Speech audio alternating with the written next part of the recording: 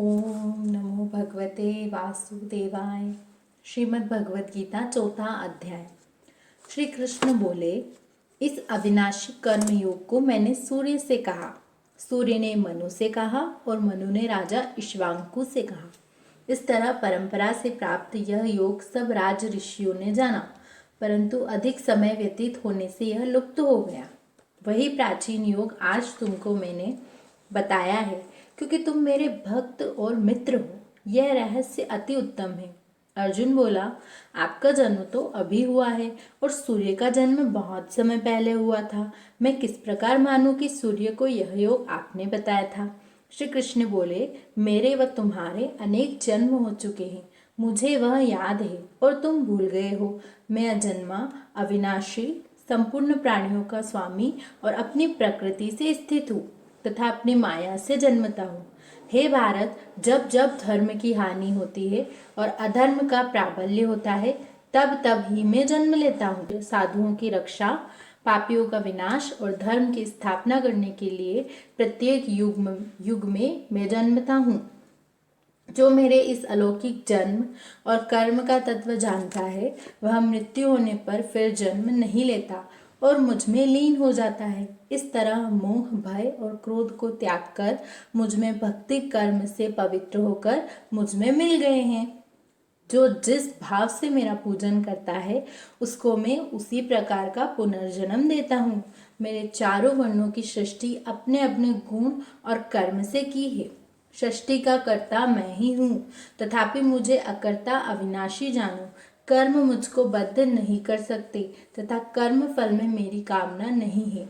इस प्रकार जो मुझको पहचानता है, कर्मों के बंधन में नहीं पड़ता। इस प्रकार प्राचीन मुमुक्षुओं ने भी कर्म किए हैं, अतः पूर्व पुरुषों के पहले ही किए कर्मों को तू भी कर। हे अर्जुन, कर्म क्या है और कैसे किया जाता है, इसके विचार में विद्वानों की बुद्धि भी चकरा जाती है। उस कर्म का वर्णन मैं तुमसे करूंगा, जिसके जानने से संसार के बंधन से छूटकर मोक्ष के भागी होंगे। कर्म, विकर्म और अकर्म तीनों का जानना आवश्यक है, क्योंकि कर्म की गति अति गंभीर है। जो कर्म में अकर्म देखता है, वही पुरुष बुद्धिमान है, वही योगी और समस्त कार्यों का करने वाला है। हे अर्जुन, जो कर्म करने में कोई कामना नहीं रखता है, जिसके समस्त कर्म ज्ञान रूपी अग्नि से भस्म निर्मल हो गए हैं, उसको ही पंडित कहते हैं। जो फल की आशा छोड़कर कर्म करता है और उनमें आसक्ति भी नहीं रखता है तथा निराश्रय ही सदा संतुष्ट रहता है, ऐसे मनुष्य कर्मों में घिरा रहने पर भी मानो कुछ नहीं करता है। सब कामनाओं को त्याग, मन और आत्मा को वश में कर संसार प्रपंचों से छूटकर केवल शरीर से काम करते हैं, वे भी कर्म बंधनों से संतापित नहीं होते।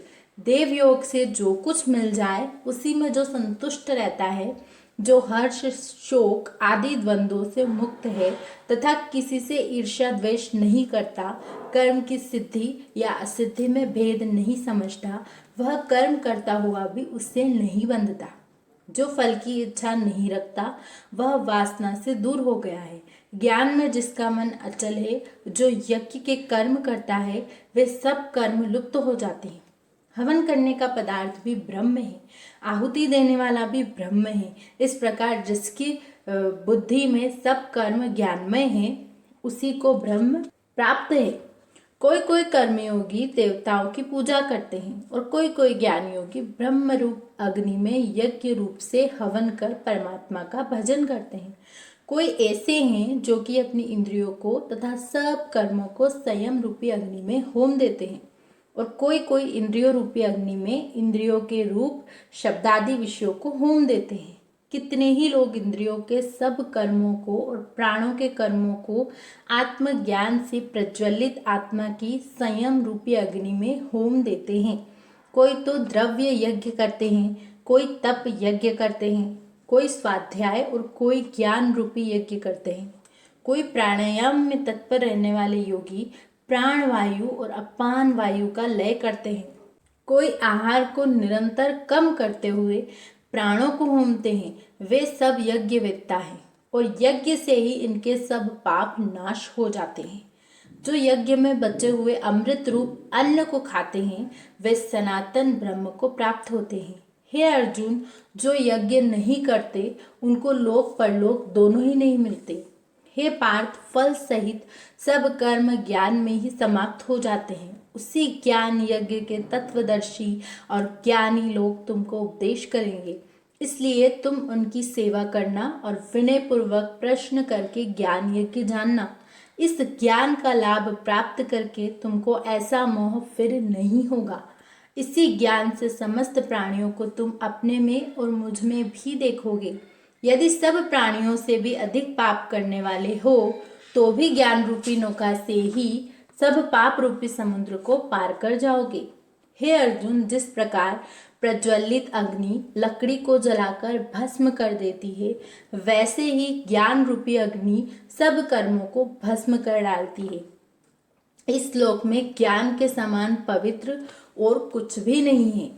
यह ब्रह्म बहुत काल पर्यंत कर्म योग से सिद्ध हुए मनुष्यों को स्वयं ही प्राप्त होता है। जो श्रद्धावान मनुष्य इंद्रियों को जीतकर ब्रह्म ज्ञान में लगा रहता है, वह ज्ञान को पाकर अल्प समय में शांति को पा जाता है।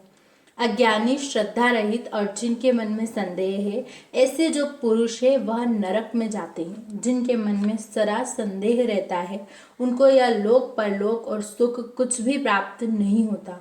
जिनमें परमेश्वराधन और निष्काम कर्मयोग के आश्रय से कर्म बंधन त्याग दिए हैं और ज्ञान से जिनके सब संदेह दूर हो गए हैं, हे अर्जुन, उस आत्मज्ञानी पुरुष को कर्म नहीं बांधते। अतः हे अर्जुन, अज्ञान से उत्पन्न हुए चित्त के इस संशय को ज्ञान रूपी तलवार से काटकर तुम मेरे बताए हुए कर्म योग को करने के लिए प्रस्तुत हो जाओ। ओम नमो भगवते वासुदेवाय।